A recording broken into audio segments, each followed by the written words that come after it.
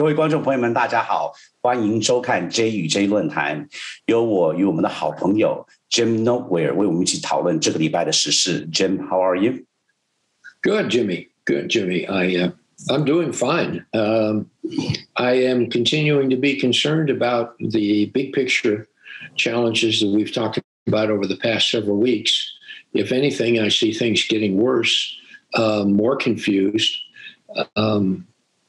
and I don't see very much getting better.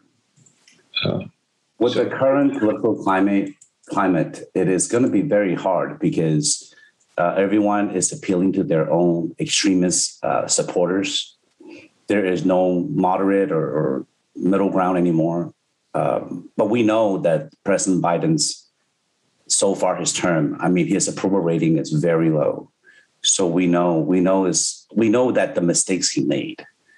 I don't know where to start. And then, what's on everyone's mind here, not just in the state of Texas, is this very controversial abortion law. I don't even know where to start with that. What is your take on it? You already know what I would say. Well, I think two things. I think many people, particularly social conservative people, are deeply committed to pro-life and will do almost anything to prohibit abortions. And that is what's taken on real life with this new Texas law. The part that disturbs me a lot about this, and I must admit I have not studied it. It's gone on without any participation from me. The part that disturbs me, from what I understand, is that it rewards people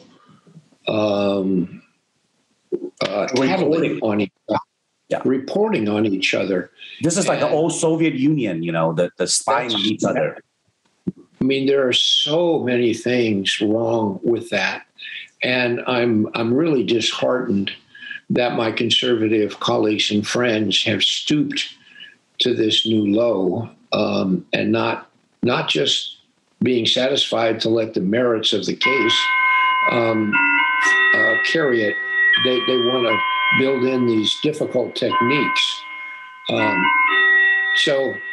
I may have said this to you earlier, Jimmy, that when I grew up in California as a Republican, and that was when President Reagan was governor, the whole idea of being a Republican is you believed in freedom, where Democrats were usually the party of organized labor, regulatory government, higher taxes, basically restraining things. But in Texas, Republicans and conservatives don't necessarily mean freedom. They mean towing a party line and restricting other people's lives. And I find that very disturbing. This is coming from a lifelong Republican. Running counter. And what we would call in, 30, 40, 50 years ago, Republicans in California, the Texans call libertarians. But libertarians also have other meanings, which quickly degenerate into chaos because there's very little social order. It's every man ultimately for himself. And we're just in very, very confusing times right now. And I think it really is. You said it a moment ago. I think it's because of the lack of leadership. I don't want to boil it down and make things oversimplistic because literally everything is very complex. But it's a lack of leadership, and it's an erosion of trust. It's an erosion of confidence that people have in each other. People don't trust each other anymore. We don't believe in the same facts. We can all look at a situation differently and disagree upon what it actually is or what has happened. And if you can't have a common basis to start with, how can you ever have hopes for an agreement on things? And I think there are people in the world, whether it's the media, some politicians, whomever it may be, that like to perpetuate the confusion and intentionally obfuscate things and intentionally.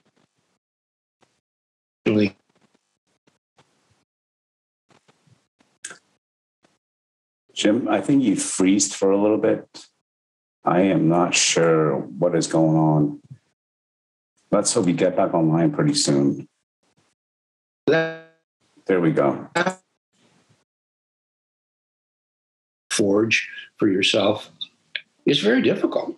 And what is happening, I think, is more and more Americans, I can't speak for people around the world, more and more Americans are becoming more and more distrustful of things around them, and they're turning inward because they're concerned and afraid, and they're in effect giving up and turning inward. And that means everybody's sphere is narrowing and people's horizons are shortening. It's all the conditions that are in the reverse of what's made us great. And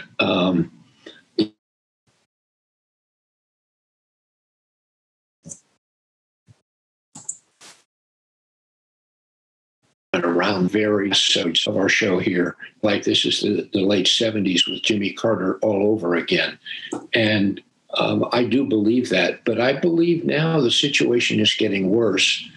And I believe that the stakes are much, much higher, because in the 70s, late 70s, with only a few minor exceptions, Iran being one of the exceptions, we really didn't have concerns over foreign policy, and foreign affairs. The world was reasonably stable. We had made our own mischief and a mess out of Vietnam, but after we got out of that, everybody else left everything else alone. The Middle East was becoming difficult. Iran took over our embassy, and the Arabs were increasing the price of oil, which created economic chaos. But nobody really lost faith in the government. Of uncertainty, his lives were in jeopardy. We felt we could deal with it. It was an irritant, painful, all of those kind of things. But now I think some of the basics are falling out from underneath us. The very institutions that we need most of anything, education, public safety, just go right down the list. I think some of these things are very, very much at risk. And I say leaders, but at the very time we need those leaders, the incentives for becoming a leader, I should say the disincentives for people to step up and exert themselves, are very difficult. We talked a moment ago about Mr. Biden kind of proving himself unfit for the office. He's incompetent. I think he's worse than that. But then the immediate question comes up, well, will Mr. Trump be the nominee of the Republicans? And people don't want that either. I'm not so convinced that Trump will be the Republican nominee, but there is a corollary that I'm equally concerned about, and that is there are a few people, Governor Abbott here, Governor DeSantis in Florida, that could replace Mr. Trump, but they are behaving in exactly the same way he is. They're imitating him both in substance and in style, as if they want to appeal to that same base. I do have one little breath of optimism that's only going to last for a week. And that is, I would really like to see Larry Elder win in California, throw out the Gavin Newsom. Yeah, Newsom. Newsom is gruesome. throw him out, and I think Larry Elder would be a great antidote. Do I agree with everything he stands for? Probably not. But I think it would be a kind of what you call a contained explosion. It would rattle things up and create a laboratory for people to watch that experiment and see what would happen in California. Because of all the things we complain about here, and you've been patient to listen to me again, I think they're much worse in California. You know, I'm from California. All my family's there. I keep in touch with it. And the things that we complain about here are far worse over there. But they're so bad that people are interested in throwing out their governor. They did that in 2003. Things settled down better for a while. But Mr. Schwarzenegger didn't prove himself to be a great distinguished leader either. You know, Jim, everything you just said is very heavy, you know, because I couldn't agree with you more. And what you said about our showman, Governor Abbott, his showmanship, and then DeSantis and even Larry Elder, they're appealing to their base, to the extremists. And what you just said about our going against Roe versus Wade, you know, everything you said was what a citizen, a patriot would be concerned with without towing party lines, without buying into the hyperbole in media slander. It is really difficult. You know, what they're doing now, both sides, is to say outrageous things and without thinking about the future. They just want to win now. They just want to hold on to whatever they have. There's no plan. There's no foresight. There's no, I mean, this is, let's go back to what we said at the beginning of the conversation about this, the Governor Abbott's, our little showman's stance and what he said about this abortion. I lost you there for a moment. Yeah, sorry, I'm having issues with internet connection, it seems like. Are we good now? Yeah, now it's fine. Okay. You know, as both of us as strong Christians, you know, our faith, whether you choose or not, it is not our job to decide women's body. I am firmly against this. I think there's just so many things that's wrong with it, and the fact that it passed. We know the Supreme Court is filled with appointees from Mr. Trump. We knew this would happen. I mean, this is a shame because no matter what party line, this is not about politics or bipartisan. It's as human beings. Where is your basic decency? I can't believe it would come down this path. And you're right. The divide is wider. The confrontation, they need to create that, you know, to create fear. What you said is so important, is fear. The media panders to that. And, you know, amongst our group of friends, you know, the line is drawn, you know, no more logic, no more deciphering what is fake news, right? That's the problem. You read certain media. People like me and you, we read everything. You know, I don't just watch Fox News or just watch CNN. Yeah. But what happens is you only talk to people that has your same viewpoint. Your social media feeds are filled with people that share the same ideology. The news that's fed to you is the same ideology. So it just reaffirms it instead of, I could admit if a Democrat did something that needs to go. For example, Mr. Cuomo, he needs to go. There's no party line. There's no defending him. He needs to go. Gavin Newsom, California is a mess. You know, being Asian American, we have a lot of people there, highest concentration of Asian Americans in the United States. And a lot of them are business owners. Yeah, sure. From the taxes, I mean, I love California, but from the taxes to the crime issue, to the pandering to the unions. I mean, look at San Francisco.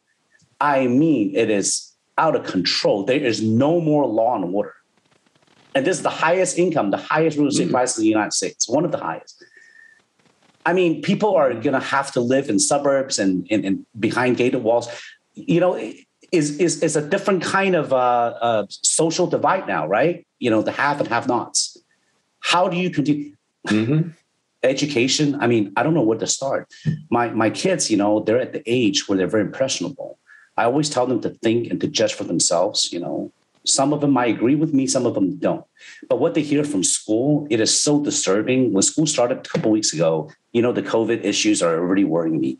She has a science teacher, my 12-year-old has a science teacher that told her in the whole class that he already got COVID. He doesn't need the vaccine because once you get COVID, you cannot get it again, which is false. He also made fun of students that wore masks that said looks like a diaper. He also, which granted, if he said that about Biden, I will feel the same way because you should not be teaching kids, 7th graders, about your political views. He said, you know, Biden is a bad president. If Mr. Trump was in office, none of this would happen. The election was stolen from him and this country is not right. I mean, goodness sakes, you have your own opinion. That's fine. But to tell kids, because if a teacher goes in the classroom and tell the kids, Mr. Trump was a bad president, Mr. Biden, I would feel the same way. That has no business for a 7th grader. And that's where it has become. This is our country now. I mean, goodness, Jim, you know, we live in a bubble, you know, we're really insulated from a lot of this because we have our own colleagues, our own, you know, relationships. Mm-hmm. We're insulated, you know, but in reality, it's creeping closer and closer to us. It's going to affect our kids. It might not hurt us yet. It might not. It probably will soon. Mm-hmm. But for us, it's our next generation. It's our legacy that we're concerned with. I don't know. I don't know how to continue this, Jim. Everything you said is right on the point of how we feel as Americans, as citizens, as human beings. But yet there is. I don't see a solution to this, Jim. Let's put it this way. Someone that has your senses, that sees a problem, that wants to solve it, will not win an election anymore because you're not going to pander to the extremists. You're not going to showboat. You're not going to say god-awful things. I mean, you want to do what's right. But nowadays, to win office, doing what's right is not going to win you office. You're going to have to, I mean, goodness sakes. And I hate to say this, Mrs. Trump started this, you know, the Fox News, and now both sides are doing it. It's a shame. It's a shame. This is not the America that I grew up in. You know, it's not just me. A lot of our friends at our age group, you know, 80s, 90s kids, well, probably not 80s, 90s. Yeah, 80s, 90s kids. We don't recognize this anymore. Even as immigrants, we have our Asian Americans. A lot of people are very fearful. That is the right word, what you said. Fearful of what would happen. Jim, I don't know. I mean, I always tell you that you should run for office, but now why go through that? Why someone like, you know, that is Well, it's fresh in my mind, Jimmy, because I was asked to run for an office and I've been seriously thinking about it. One for the election is coming up in only 6 or 8 weeks. I've been looking at it very seriously. And the more I look at the system, and it needs doing, it absolutely needs doing, and I can figure out exactly what I would do. But all of the institutional problems that are around it, if somebody would say, okay, you've won the election, go serve, I'd be happy to do it. But going through the election process, and there are so many people that say, Jim, you would be great at this, go do it. And then they sit down or they go away. And I've said to myself, if I'm ever going to run for office again, it has to be worth more to a big group of other people than it does to me. I'm happy to do it, but I'm not going to be a general without an army. That makes no sense. And everyone is I shouldn't say everyone, that's an overstatement, but a lot of people, oh, go ahead and do it. Go ahead and do it. And then nobody's there. And running in a campaign is hand-to-hand combat. It's aerial bombardment, hand-to-hand combat, submarine warfare. I mean, it's everything all at once. And so I've been involved in a lot of campaigns, the fundraising, the door knocking, the mailing, the setting up a team. It's a full-time job. And is it worth it? For you, you've accomplished everything you set out to. You hit the nail on the head that you want to serve. We forget that running for office is being a public servant. You're serving citizens. Mm-hmm. But no, nowadays, no one thinks like that anymore. They want to pander to their core group, and they'll get in office and they still pander to them and find whatever way to stay in office. I mean, and if they get elected the way you just said, which most people do, they get elected by their base and a little bit more. That means they neglect a whole other piece of the political spectrum. And most of them, when they get in, they don't pay attention to that other piece because they didn't help bring them there. They don't relate to their concerns, whatever. And so it's not just the political system that's difficult. The whole governance system is difficult. And so Jim, what we just said is what a lot of majority of other countries, when they criticize our democracy, this is exactly what they're saying. We recognize it. We still live in the greatest country in the world. We recognize it. But how do we stop this decay from within? A lot of nations go from, become great, but they don't, no great power lasts forever. How do we stop this? For example, our kids, they grew up in this environment. This is the norm. Yeah. I have a theory, and I don't know whether this works or not, but I think we're a victim of our own success. Most of the concerns that our young people have are not about eating. They're not about have a roof over their head. Surviving before, in the 60s and 70s, you need to survive. Nobody had anything. I think life is too easy, and the wrong things have become important.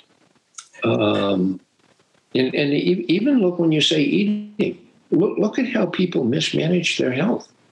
I mean, and the pandemic has exposed, if anything, comorbidities. How many people have comorbidities? The biggest comorbidity is age. Okay, you can't control that. But everything else you can. You can control your diet. Look, almost every comorbidity comes out of people being overweight. Overweight is the result of bad diet and bad lifestyle. And some of that runs along social or ethnic or economic lines. I will agree with that. But even some of the wealthiest people that I know that really can do anything they want with their lives, they're among the least happy of people I know. They're always striving for something else that they can't have. I don't know, but I think a big problem with our children is that life has become too easy, and everybody carries around one of these, and their social values, their communication, it's all created in what you and I would call artificial circumstances.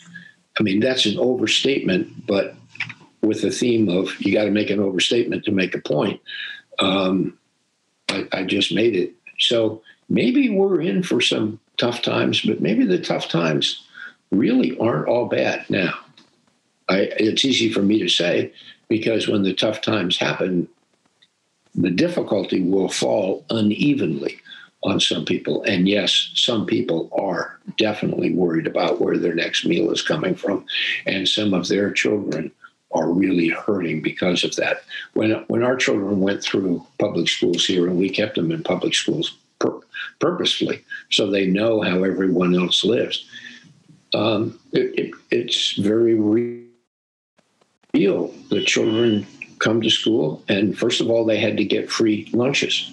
But then after a while, the teachers in the morning found that the kids couldn't pay attention if they were hungry. So 85 to 90% of the school had to get free breakfasts. So pretty soon, everybody it was easier just to give it to the other 10% if anybody wanted it, whatever. But then you find out that when some kids go home, they have no home to go to. They don't get dinner. They don't have a safe place to sleep. I mean, this inequity amongst various parts of our population is very real. And we're making it much, much worse by the recent events over immigration, not just policy, but activity. I mean, where is all this going to go? It's tough. It's tough. So it's still happening now, especially in Harris County and HISD. It's still happening. The ISD. The HISD is still going on. It's going worse. The kids are uncertain about going to school now. But even under stable times, I've been talking to people from various community colleges, and a community college has 3 missions. Number one, providing the first 2 years, freshman and sophomore years, for people who want to go get a 4-year degree. They can do it inexpensively. They can do it from home. They can do it on a part-time or full-time basis. They can take it at their own pace. Very good alternative. Number 2, they provide remedial work for people who cannot get into even the freshman year. And what you find is something like 70 or 80% of the high school graduates are not capable of doing college-ready work. That's an indictment of our school system. And where is the public? The schools consume more than half of our property taxes. Property taxes are a huge political dissatisfier in Texas. People are talking about it all the time. But they never go say, let's try to fix the schools. And some people have the good fortune of being able to afford to send their kids to private school. So guess what? They pay twice. Instead of fixing the problem, they pay twice for it. Crazy. And then the third, which is this baffles me beyond anything. Community colleges offer the opportunity of providing technical vocational education. You can come out today with a 2 years associates in art or a certification as a welder, as an electrician, as a plumber, as a pipe fitter, just a carpenter. And the big companies and local contractors are screaming for these graduates, and they're not there. It's just astounding to me. And the biggest one of all is nursing. This pandemic is laying waste. Exposed. Yeah. This whole idea of flatten the curve that we heard about at the beginning, we're having a peak to this curve, which is the second peak, and an unnecessary peak. Absolutely. And many nurses are just simply flat out tired of it. Burned out. They're in themselves, and they're leaving the profession. But do you think our community colleges are stepping up and saying we need to train more nurses? No, they're not there. It's absolutely incredible. There are so many gaps in what we're doing. And I could go on the supply chain problem now, too. But things aren't working under a free market system. So, Jim, I can tell you. I'm sorry, what, Jimmy? No, I was going to tell you what you said about vocational. I actually looked into it. You're absolutely right. Where the problem lies is that a certain political base, certain media pushes for this agenda where going to college is important, becoming a lawyer or liberal arts or whatever it is, which is fine. But when everybody goes to college, when everybody sits there and wants to sit in an office, there's a huge need for HVAC, electricians, welders, and you can make great money. You could start owning your own business. I mean, you could make a lot more than you ever can, even becoming a lawyer or even a dentist, depending on how much you work. But with the tax laws, with a lot of not pro-business legislation, we're going to kill that. And we have a need for that. And they're not teaching that in high school. You're trying to push everyone to go get a 4-year degree. And it doesn't work that way. And this is the problem with a lot of developed nations. Taiwan, for example. Speaking of Taiwan, I really want to talk about what our email thread says, but we'll have to touch base on that next week, because that is a very telling sign from the conversation. And I think the audience would love to hear what your colleagues predict will happen to Taiwan within 2 years. Jim, this is the past few weeks has been very heavy-hearted. It's been very difficult. Heavy-hearted, yeah. Yeah, but we still need to do our part, and you got to confront the problems when you have them, because if you don't, they'll get worse. They get worse. But thank you, Jimmy. Appreciate the opportunity to spend the time with you, and let's hold our breath till next week. It's always good to see you, Jim. Take care. All right. Bye-bye. Okay, bye-bye.